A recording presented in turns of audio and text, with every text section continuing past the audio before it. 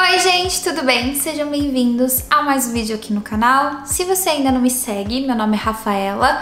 Hoje eu moro aqui em Dublin, na Irlanda. No vídeo de hoje eu vou contar pra vocês como que eu consegui voltar pra minha área de trabalho aqui, que era meu sonho desde que eu cheguei aqui. Bom, pra quem não assistiu, eu já contei um pouquinho da minha trajetória, de como eu vim parar aqui, o nosso tipo de visto, como que foi a nossa primeira adaptação desde quando a gente chegou aqui. Se você não viu, vou deixar aqui no card ou na descrição do vídeo, porque lá tem tudo muito mais completo. Bom, pra quem não assistiu o vídeo, eu contei lá que eu fiz administração no Brasil, fiz pós na FGV em gestão empresarial e antes de vir pra Irlanda eu trabalhava no Banco Bradesco, trabalhei 8 anos e eu terminei a minha carreira lá como gerente de pessoa física. E aí eu vim pra Irlanda, quando cheguei aqui eu não tinha possibilidade de trabalhar porque meu visto não permitia. E foi aí que eu comecei a estudar para tentar no futuro conseguir um trabalho e voltar para minha área. E aí depois de um tempo, isso levou mais ou menos um ano e meio para eu ter a coragem de voltar a me aplicar. E antes disso eu trabalhei como babá, eu fiquei 1 ano e meio na família. E depois do emprego de babá, eu fui trabalhar nos shoppings como consultora de beleza na Brown Thomas e no Duty Free. E aí foi quando eu vi que eu podia, que eu já estava mais preparada para poder enfrentar uma entrevista de trabalho. Eu vou contar hoje a minha experiência, como eu consegui. Muitas pessoas podem ter tido diversas experiências, ou foi mais fácil para um, foi mais difícil para outro.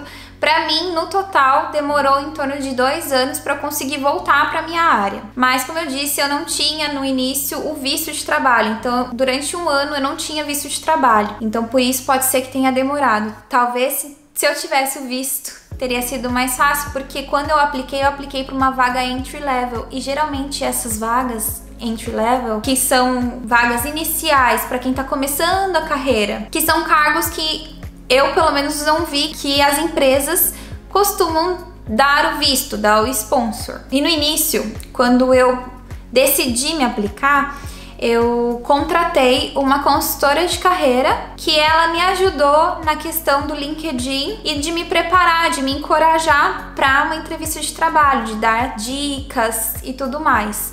E aí ela revisou meu LinkedIn, né, porque o LinkedIn aqui tem que ser em inglês e o currículo também. E o bacana de eu ter contratado uma pessoa é porque ela já sabia os termos que as empresas costumam usar aqui. Eu não tenho esse domínio de saber os termos e tudo mais, mas essa pessoa já tinha os termos mais técnicos, então ela fez esse currículo, eu investi e foi a melhor coisa que eu fiz, porque ela fez meu LinkedIn e o meu currículo. Comecei a procurar nos sites, no LinkedIn, no Jobs.ai, no Indeed, e aí foi que eu comecei a me aplicar. Comecei a seguir um monte de recrutador no LinkedIn, mandava mensagem sem vergonha mesmo, falando: olha, eu tô aberta para uma vaga de trabalho e eu vi uma vaga X no teu perfil que você tá recrutando. Se você vê que eu tenho perfil, você pode me colocar para fazer uma entrevista. E era mais ou menos assim que eu escrevia na mensagem. E lá no perfil do meu LinkedIn eu deixei bem na bio que eu estava aberta para trabalhar, e logo em cima na headline eu colocava o cargo que eu queria, o que eu almejava, o meu telefone para contato, o meu e-mail. E foi então, depois que eu comecei a seguir os recrutadores, um recrutador me achou e aí eu tive a oportunidade de fazer uma entrevista. A minha área é a área financeira. O meu intuito era voltar para o banco, porque como eu já tinha experiência, eu queria continuar no banco, mas eu também não queria ir para agência bancária. Então eu comecei a procurar vagas direcionadas para o meu objetivo. E aí foi que, nessa de enviar os e-mails para os recrutadores, eu consegui uma entrevista. Passei por uma entrevista, na verdade, no telefone, para saber um pouco da minha experiência. Por mais que eu fique muito nervosa quando eu falo no telefone, eu tava nervosa também de falar com ele, mas foi bem tranquilo. Ele queria saber mais sobre a minha experiência profissional. E daí ele agendou uma visita pra gente conversar. E aí eu fui, ele gostou, acho que eu tinha o perfil da vaga e me encaminhou pro gestor da área. Quando eu li a vaga era tudo que eu fazia no Brasil. Então eu tava super animada em passar, super me preparei. Geralmente, quando eu faço entrevista, eu faço um questionário de perguntas e respostas. Aqui é aquele método STAR, que são perguntas mais comportamentais, né? Se você estivesse numa situação, o que você faria?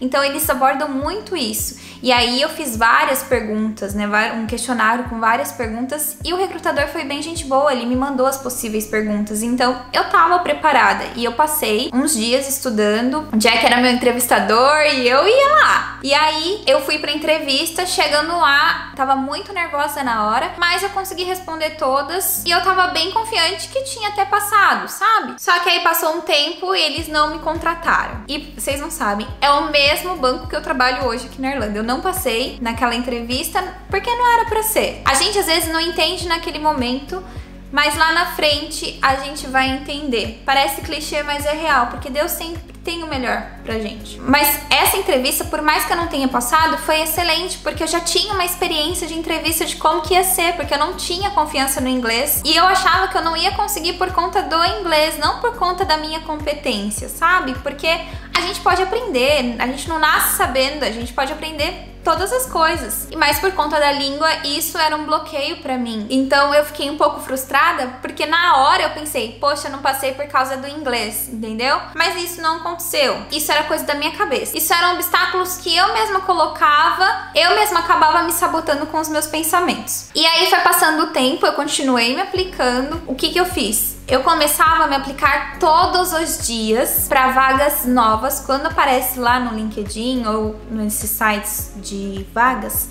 sempre tem a data que foi postada. Então eu abria a vaga, eu já tava lá aplicando. Eu não deixava pra 2 dias, 3 dias de vagas. Às vezes não tem tanta chance de você conseguir uma oportunidade de entrevista. Então, se você vê a vaga, já começa a aplicar. E eu aplicava pelo menos para 5 empresas diferentes. Então, todos os dias, a minha lição de casa era levantar e já ir pro LinkedIn, já ir para esses sites para poder me aplicar. E aí passaram-se os 9 meses tentando, para vocês verem como foi difícil me chamarem para uma entrevista. Não foi de primeira, demorou, mas eu nunca desisti, né? Então, quando eu quero um negócio, eu quero mesmo. É difícil desistir. E aí, nessa função de aplicar todos os dias, uma empresa me chamou. Qual era a empresa? A mesma que eu trabalho hoje. A mesma que me recusou no ano anterior, me chamou para uma entrevista para uma outra área diferente. Uma área que eu também nunca tinha trabalhado, que eu teria que aprender, era em departamento. Já tava muito feliz que era em departamento, não era em agência, e aí eu fui toda animada. Então foi o mesmo processo, o recrutador me ligou, perguntando as minhas experiências. Depois eu fui pra entrevista com o manager, e a entrevista com o manager pra mim foi um fracasso. Eu tinha acabado de voltar do Brasil, e aí quando a gente volta do Brasil, eu não sei vocês, mas eu fico toda perdida. Parece que eu esqueci tudo que eu aprendi. E aí foi assim que aconteceu. Só que quando eu fui pra essa entrevista, por mais que eu tava na garra de querer, né, um trabalho, eu tava muito desanimada porque eu não conseguia. Eu tava confiante, mas ao mesmo tempo tava desanimada porque eu não conseguia que ninguém me chamasse. E aí quando ela me chamou, eu falei pro Jack, falei, ó, se eu não passar na entrevista agora, eu quero voltar pro Brasil. Eu tava com uma janela muito grande já, sem trabalho formal. Eu tinha saído do meu trabalho no finalzinho de 2017 e já era 2020. Então eu tava com uma janela de quase 2 anos e meio. E eu falei pro Jack, ó, se eu não conseguir um trabalho agora, vamos voltar pro Brasil. Eu tenho a minha carreira no Brasil, você tem a carreira de TI, pode trabalhar de qualquer lugar do mundo, você pode trabalhar remoto. A gente volta pro Brasil e sucesso. Fui pra entrevista, como eu disse, achei que tinha sido um fracasso, mesmo o método STAR, tá? Me mandaram as perguntas, treinei a noite inteira, mas chega na hora a gente fica nervoso, eu tinha acabado de voltar do Brasil, meu inglês não tava daquelas coisas, mas acho que eu fui tão sincera nas respostas, sabe? Eu fui tão sincera naquilo que eu acho que a experiência que eu tive no Brasil contou muito mais do que o meu inglês. Quando eu saí da entrevista, eu liguei pro Jack na hora e falei, Jack do céu, eu não passei. Deu ruim. Já era. A gente vai voltar pro Brasil mesmo.